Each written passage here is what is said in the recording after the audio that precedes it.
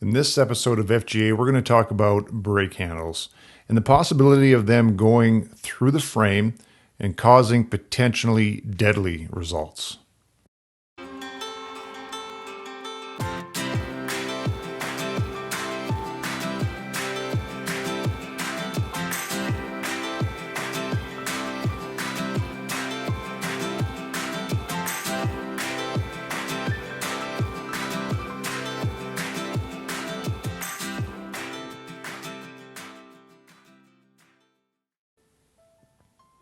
So there have been documented cases of where pilots have died because the brake handle has been sucked back through the cage. The brake handle gets wrapped around the prop and they spiral down to the ground. We want to try and prevent these from happening, and certainly bringing awareness to it and using the best equipment will help.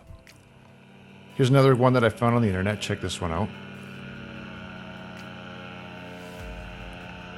He's launched. He's having some difficulty getting into the seat. And right here, the brake handle got sucked back into the prop. He landed safely, fortunately. And here's kind of his debrief on the ground. Secondly, the brake handle? Yeah, I put it on the magnet, and I also heard it get sucked into the prop.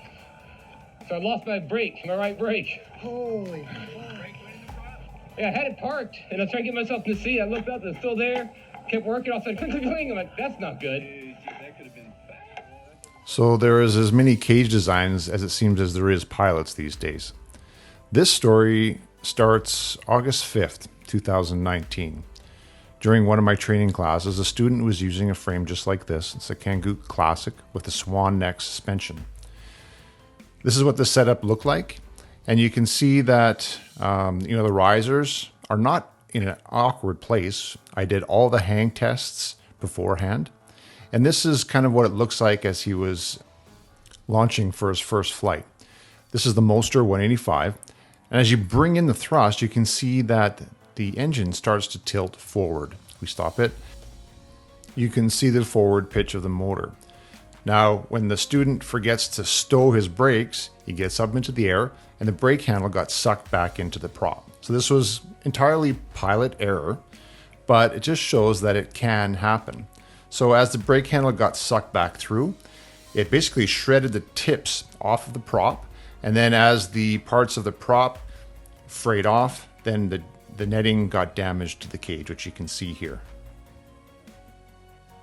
Now, fortunately, in this case, the pilot was able to land safely by grabbing hold of the brake line and bringing it back in. In the debrief, we talked about maybe using something to try and fill that gap. I tried this type of mesh. Some other pilots have used some line or trying some mesh. But ultimately, it comes down to doing what you're told to do in training and going through the sequence of the launch properly. You can see here, once you get up, you've got to properly stow the brake before you try and get into your seat, just like this. This will prevent the opportunity for that brake dangling behind and being able to get sucked into the motor. So now, as an instructor, I had to seriously take a hard look at the type of frame that I was using and the equipment that the students were using during training.